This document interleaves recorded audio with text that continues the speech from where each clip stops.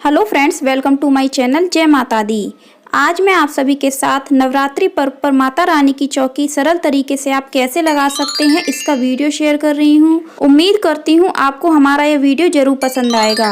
तो चलिए फिर वीडियो स्टार्ट करते हैं।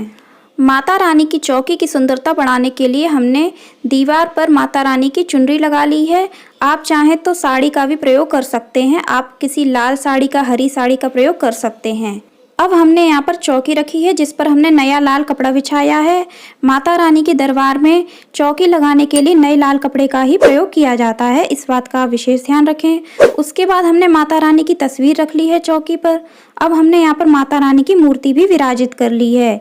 आप तस्वीर या फिर मूर्ति कोई एक चीज़ विराजित कर सकते हैं। यदि आपके पास दोनों हैं तो आप दोनों को ही रखिए, उनकी पूजा कीजिए।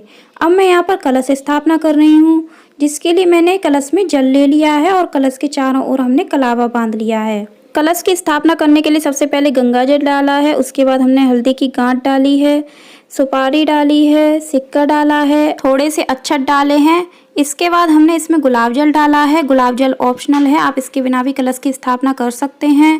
अब हमने कलश को रोली से टीक लिया है।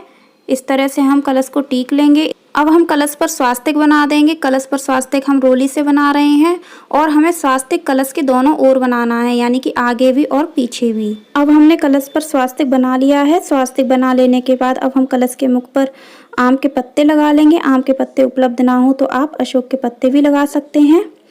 तो यहाँ पर मैंने आम के पत्ते लगा लिए हैं। अब हम कलश के मुख पर चावल से भरी कटोरी रख देंगे जिस पर हम नारियल रखेंगे। तो यहाँ पर मैंने कलश तैयार कर लिया है। अब कलश को आसन देने के लिए हम यहाँ पर चावल का अष्टदल कमल बनाएंगे।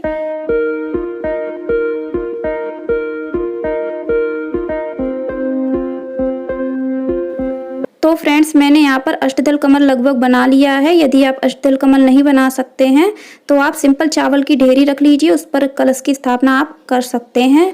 अब हमने यहाँ पर अष्टदल कमल पर थोड़ी सी रोली छिड़क दी है। उसके बाद अब हम इस पर अपना कलश विराजित कर देंगे। अष्टदल कमल पर कलश विराजित करने के बाद अब हमने यहाँ पर पानी वाला नारियल लिया है, जटाओं वाला नारियल है ये, और इस पर हम माता रानी की चुनरी लपेट लेंगे। फ्रेंड्स, नवरात्रि से रिलेटेड समस्त पूजा सामग्री का वीडियो मैंने अपने चैनल पर अपलोड कर दिया है, आप चेक कर सकते हैं। उस वीडियो का लिंक मेरे डिस्क्रिप्शन बॉक्स में मिल जाएगा। अब हमने नारियल पर माता रानी की चुनरी लपेट दी है। यदि आपके पास चुनरी नहीं है तो आप लाल कपड़ा भी नारियल पर लपेट सकते हैं। उसके बाद हमने नारियल पर कलावा लपेट दिया है। इस तरह से हमारा नारियल कलश पर रखने के लिए तैयार हो गया है। अब हम नारियल को कलश पर रख देंगे। इस प्रकार से हमारे कलश की स्थापना हो गई है। बोलिए जय माता दी। अब हम माता रानी की तस्वीर को चुनरी उड़ा देंगे। यहाँ हमने माता रानी की मूर्ति भी ली है, उनको भी हम चुनरी पहना देंगे। अब हम चौकी पर गणेश जी की स्थापना करेंगे। गणेश जी की स्थापना करने के लिए हमने यहाँ पर चावल की ढेरी रखी है, उस पर हमने गणेश जी की मूर्ति को विराजित कर दिया है। यदि आपके पास मूर्ति नहीं है तो आप सुपारी पर कलावा लपेट कर भी उनको भी गणेश जी के रूप में विराजित कर सकते हैं। उसके बाद हमने माता रानी की चौकी पर जल का कलश रखा है। किसी भी भगवान या फिर देवी देवता के लिए जब हम चौकी लगाते हैं तो फिर उनके लिए जल अवश्य रखना चाहिए। अब हमने यहाँ पर नारियल के कलश पर फूलों की माला पहना दी है।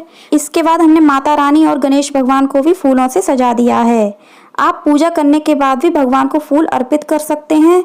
मैंने यहाँ पर चौकी की सुंदरता बढ़ाने के लिए चौकी को फूल से सजा दिया है और माता रानी को भी थोड़ी सी सुगंध मिलती रहे, इसके लिए उनके पास फूल अर्पित कर दिए हैं।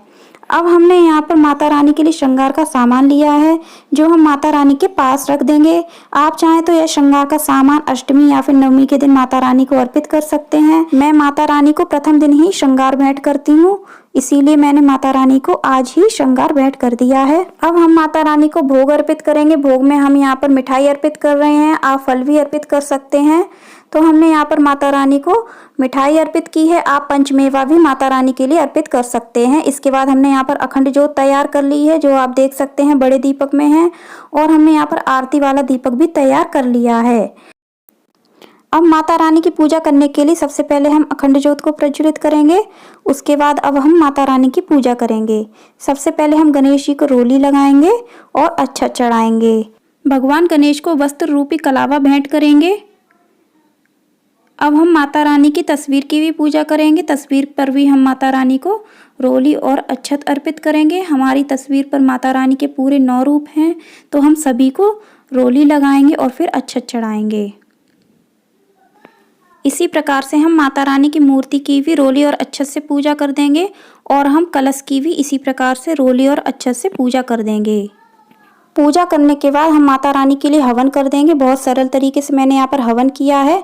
आप चाहें तो पूरे 9 दिन तक यह हवन रोज कर सकते हैं और आप चाहें तो नवरात्रि के आखिरी दिन भी यह हवन कर सकते हैं। हवन करने के बाद अब हम माता रानी की आरती करेंगे। सबसे पहले गणेश भगवान की करेंगे, फिर हम माता रानी की आरती करेंगे और हवन की भी हम आरती करेंगे। हमसे जो भूल चूक हुई हो उसके लिए हम माता रानी से क्षमा प्रार्थना कर लेंगे और अपने परिवार की सुख समृद्धि के लिए कामना करेंगे।